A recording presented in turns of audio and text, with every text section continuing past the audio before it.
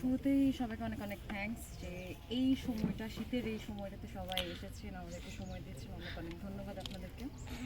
আর সবুজগ্রাম পাথরের শহর এই গল্পটা যখন মুনি ভাই আমার সাথে শেয়ার করেন, তখন তো আসলে গল্পটা খুবই ছোটোখাটো একটা আকারে ছিল। গল্পটা শোনার পর আমার মনে হয়েছে আসলে আমরা তো এখন অনেক ধারাবাহিক করছি, অনেক গল্প হচ্ছে, গ্রামের গল্প অনেক হচ্ছে, কিন্তু সহজ গ্রামের গল্প বলার একটা ধরন থাকে, যে ধরনটা যখন আমি স্ক্রিপ্টটা পড়েছি, এখানে আসলে পুরো ক্রেডিটে খোকন ভাইকে দিতে হয়। থ্যাংক ইউ সো মাচ ভাইয়া, এত সুন্দর একটা স্ক্রিপ্টের জন্য।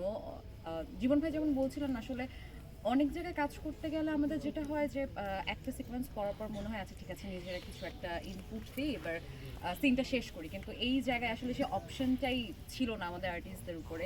এটা আর্টিস্ট হিসেবে আমাদের জন্য অনেক বড় পাওয়া। যতক্ষণ না পর্যন্ত স্ক্রিপ্টটা স্ট্রং হবে ততক্ষণ পর্যন্ত আসলে আমি আমার 110%টা দিতে পারবো না অন স্ক্রিন।